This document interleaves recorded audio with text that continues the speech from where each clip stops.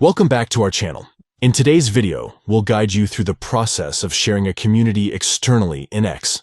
Sharing a community allows you to spread the word and invite others to join the community you're passionate about. We'll provide a full guide on how to share a community externally in X, so let's get started. Step 1. Open the X app on your device. Take a moment to launch the app and ensure you're on the home screen. Step 2.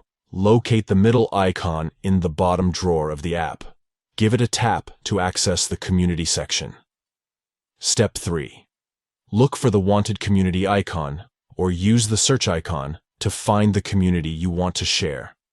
Once you locate the community, tap on it to enter its page. Step 4.